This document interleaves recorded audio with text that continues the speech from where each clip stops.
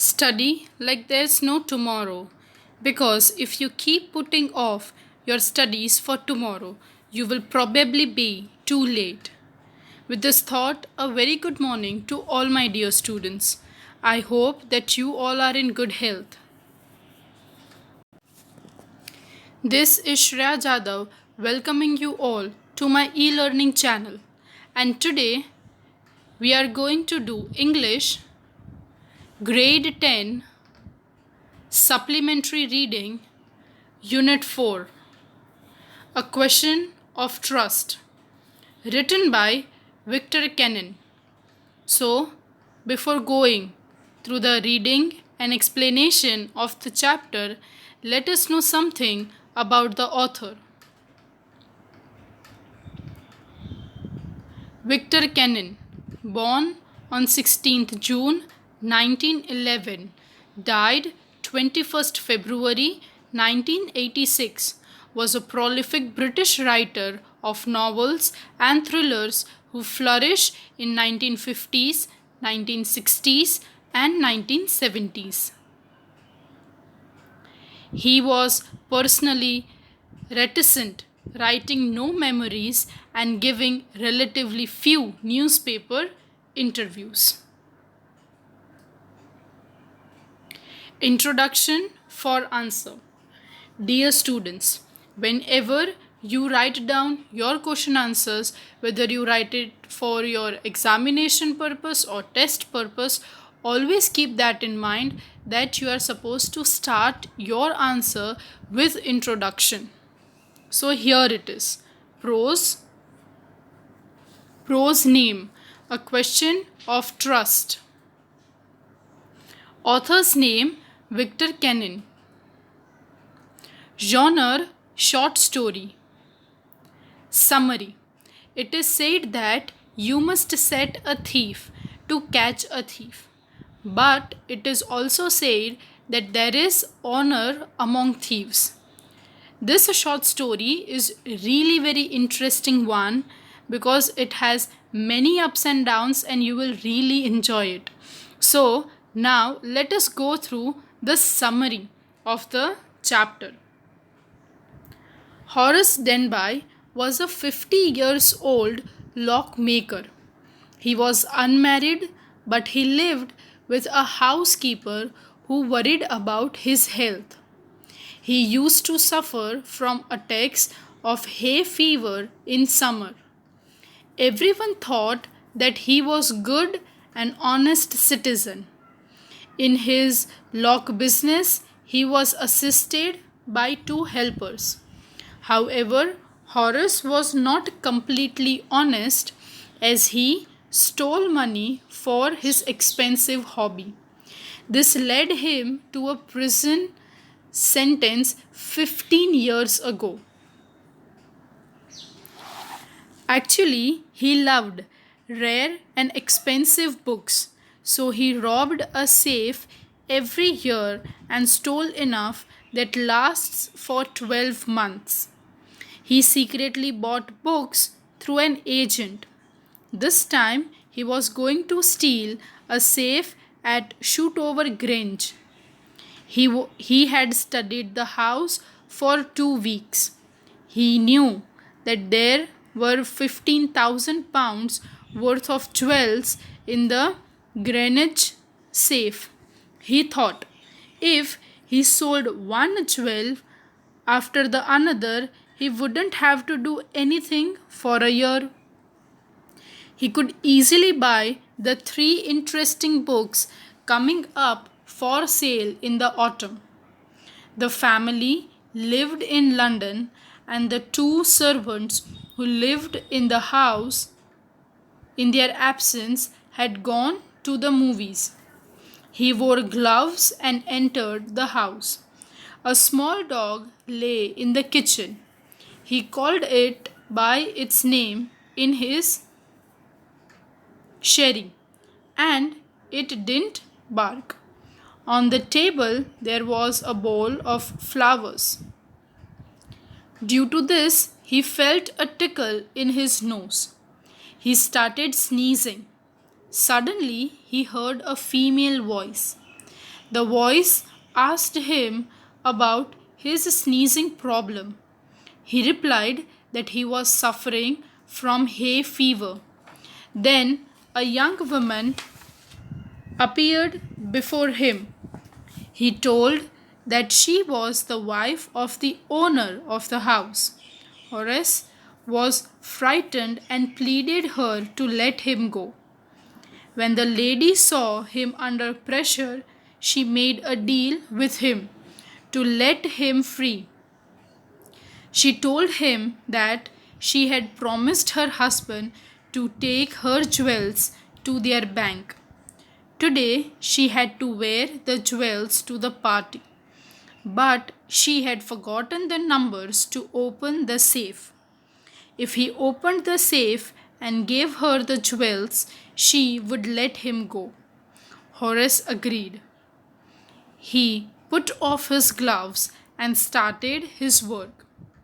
Within an hour, he opened the safe and gave the jewels to her. Then he returned home.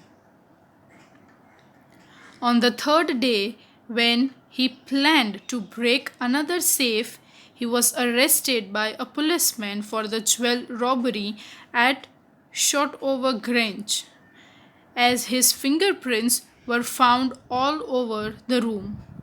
After his arrest, when Horace told the police that he had broken the safe because the lady of the house told him to do so. But the real lady of the house turned out to be 60 years old lady who confirmed that he was lying, and he was sent to prison where he worked as an assistant librarian. He often thought of a young, clever lady and got angry whenever anyone spoke to him about honor among thieves. So, this is all about the summary of the chapter. Now, let us proceed towards the reading and explanation of the chapter. Supplementary 4. A question of trust. It is said that you must set a thief to catch a thief. But it is also said that there is honor among thieves. Which saying does this story illustrate?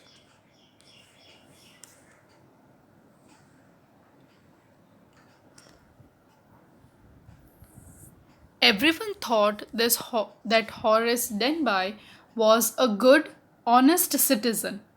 He was about 50 years old and unmarried, and he lived with a housekeeper who worried over his health. In fact, he was usually very well and happy, except for attacks of hay fever in summer. He made locks and was successful enough at his business to have two helpers. Yes, Horace Denby was good and respectable, but not completely honest. 15 years ago, Horace had served his first and the only sentence in prison library. He loved rare, expensive books, so he robbed a safe every year. Each year he planned carefully just what he would do, stole enough to last for 12 months. He secretly bought the books he loved through an agent. So, over here, it has been given that Horace was, we can say, a 50 years old lockmaker. He was unmarried, but he used to live with one of the housekeeper who was really worried about his health. Usually he was fit and fine, he was really very happy with the life, but sometimes he would suffer from the attacks of hay fever in summer. Everyone thought that he was very honest and a good citizen. His lock business was also going very well, and it was a profitable business for him because he had two assistant helpers to help him. But he was not complete stranger. He was not completely honest. as he used to steal money for his expensive hobby, we can say, and that hobby was to collect rare and expensive books. And because of this thing, he was led to prison for 15 years. Now, walking in the bright July sunshine, he felt sure that this year's robbery was going to be as successful as all the others. For 2 weeks, he had been studying the house at Shotover Grange, looking at its rooms, its electric wiring, its paths, and its garden. This afternoon, two servants who remained in the Grange while the family was in London had gone to the movies. Horace saw them go. He felt happy in spite of little trickle of hay fever in his nose. He came out from behind the garden wall, his tools carefully packed in a bag on his back. There was about £15,000 worth of jewels in the Grange safe. If he sold them one by one, he expected to get at least 1,000, enough to make him happy for another year. There were three very interesting books coming up for sale in the autumn. Now he would get the money he wanted to buy them. He had seen the housekeeper hang the key in the kitchen door on a hook outside. He put on a pair of gloves, took the key, and opened the door. He was always careful not to leave any fingerprints. A small dog was lying in the kitchen. It stirred and made a noise and moved its tail in a friendly way. All right, Sherry, Horace said as he passed. All you have to do is keep dogs quiet, was to call them by their right names and show them love. So now eventually what happened? He had this habit of collecting the rare and expensive books. And today where he was going to rob a safe, that would give him plenty of money. And he went to steal the safe at Shotover Grange. He studied the house thoroughly for 2 weeks and he knew that there was around £15,000 worth of jewels in the safe. And he thought that if he would sell one jewel after another, then for the very whole year he was supposed to do nothing. He could enjoy the money. He could easily buy the three interesting books which were coming in the autumn. Why he was robbing that place? Because the family lived in London and there were two servants in the house. And on that particular day, they were also they have also planned to go to watch a movie. And usually Horace Denby used to wear gloves, and then he only entered the house. And a small dog was lying over there in the kitchen, and he called by its name, that is Sherry. So that was the reason that he didn't bark, because that is the quality which dogs like, and a little bit of love. The safe was in the drawing room behind a rather poor painting. Horace wondered for a moment whether he should collect pictures instead of books, but they took up too much room. In a small house, books were better. There was a great bowl of flowers on the table, and Horace felt his nose tickle. He gave a little sneeze and then put down his bag. He carefully arranged his tools. He had 4 hours before the servants returned. The safe was not going to be hard to open. After all, he had lived with locks and safes all his life. The butler alarm was poorly built. He went into the hall to cut its wire. He came back and sneezed loudly as the smell of flowers came to him again. How foolish people are when they own valuable things, Horace thought. A magazine article had described this house, giving a plan of all the rooms and a picture of this room. The writer had even mentioned that painting hid the safe. But Horace found that the flowers were hindering him in his work. He buried his face in his handkerchief. Then he heard a voice say from the doorway, "What is it, a cold or hay fever?" Before he could think, Horace said, "Hay fever," and found himself sneezing again.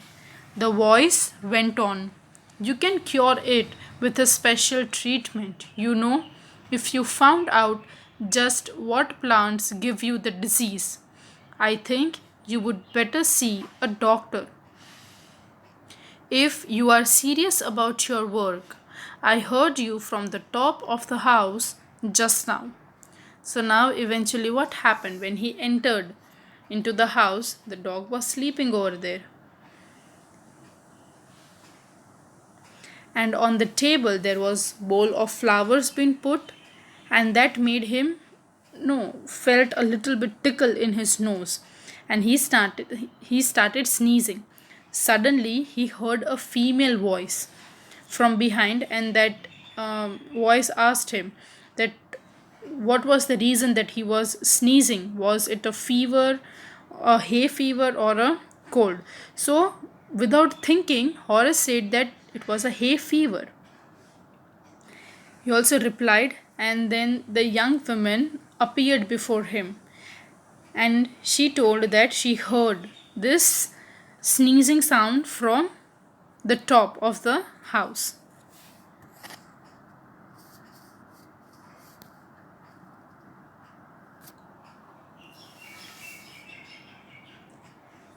It was a quiet, kindly voice, but with one firmness in it. A woman was standing in the doorway, and Sherry was rubbing against her. She was young, quite pretty, and was dressed in red. She walked to fireplace and straightened the ornaments there. "Down, Cherry," she said. "Anyone would think I would been away for a month." She smiled at Horace and went on. "However, I came back just in time, though I didn't expect to meet a butler."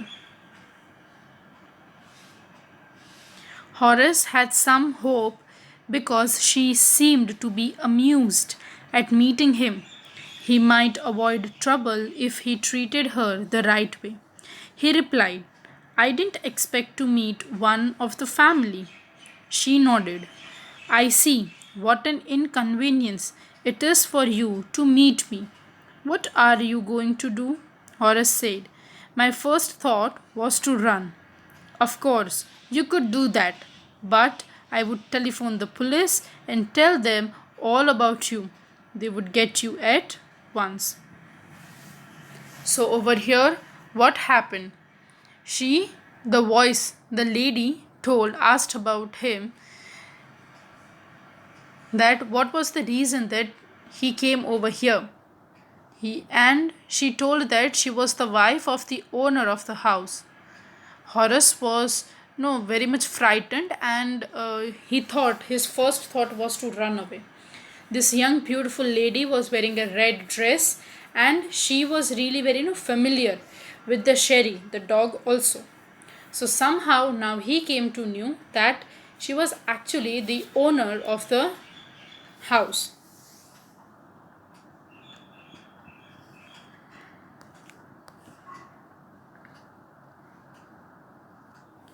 Horace said, "I would, of course, cut the telephone wires first, and then."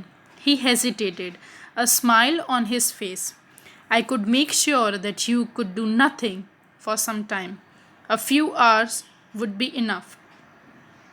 She looked at him seriously. You would hurt me? Horace paused and then said, I think I was trying to frighten you when I said that. You didn't frighten me, Horace suggested. It would be nice if you would forget you ever saw me. Let me go. The voice was suddenly sharp. Why should I? You were going to rob me. If I let you go, you will only rob someone else. Society must be protected from men like you. Horace smiled. I'm not a man who threatens society. I steal only from those who have a lot of money. I steal for very good reason, and I hate the thought of prison. So now what happened? The lady was trying to threaten Horace a lot, but it was a bit not easy for him to get threatened. And he said that he will not no harm or hurt any of the members in the society, and he pleaded that he wanted to leave the place at once.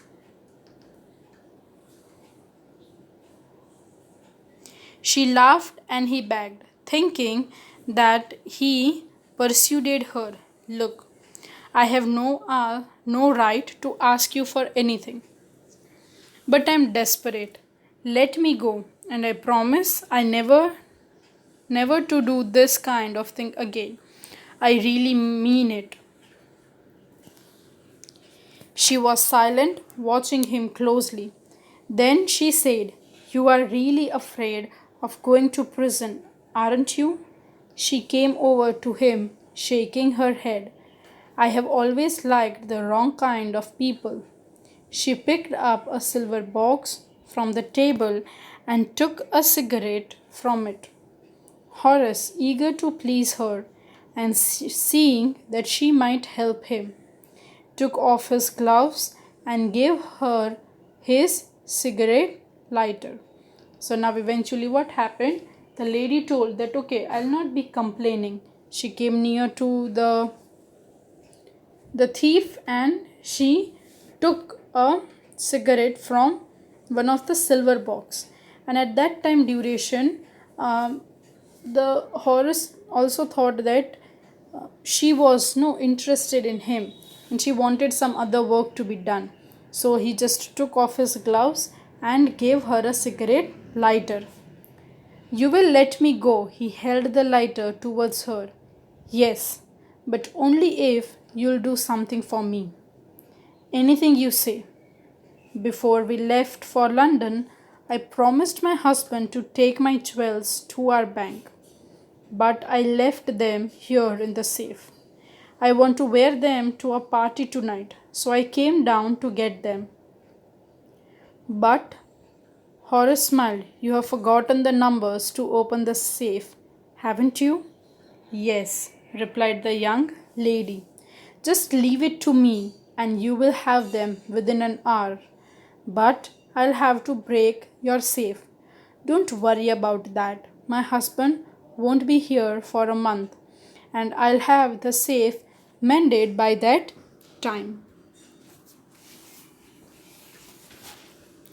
So, what happened? When the lady saw him under pressure, she made a deal with him to let him free. She told that she had promised her husband to take her jewels to their bank, and today she had to wear the jewels to the party. But she had forgotten the numbers to open the safe. If he opened the safe and gave her the jewels, she would let him go. Horace agreed to that thing also. He put off his gloves and started his work. He told that it will take at least an hour, but he was supposed to break the safe. The lady told that it is fine with her if the safe is broken because she would get it mended.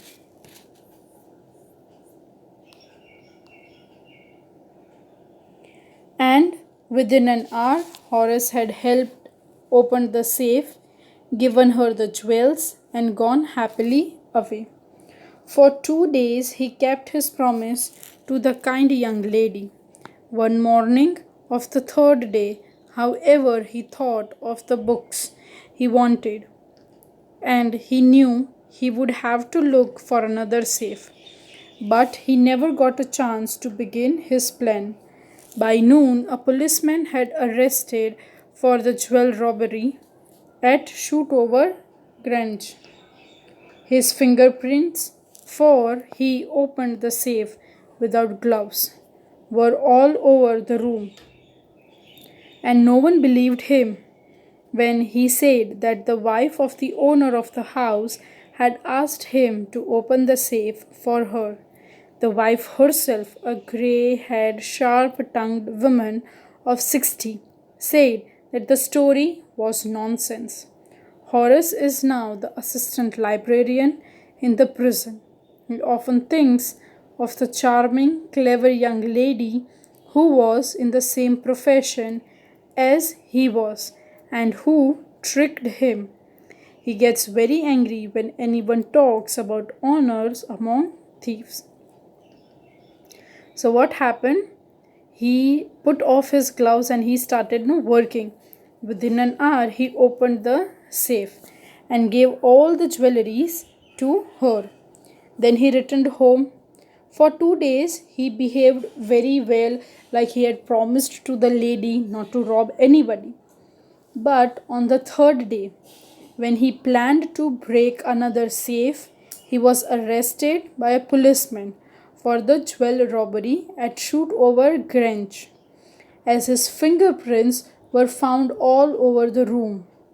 After his arrest, when Horace told the police that he had broken the safe because the old lady of the house told him to do so, but the real lady of the house turned out to be old and 60 years, who confirmed that he was absolutely lying. And he was sent to prison where he worked as an assistant librarian. And he often thought about that young, clever lady who was in the same profession. And he would also get angry whenever anyone spoke to him about honor among thieves. So, isn't it an interesting story, my dear students? I hope that you all have understood the story well. Thank you for watching and have a nice day. If you still find any doubt or queries, you can comment down in the comment section below. Thank you, everyone.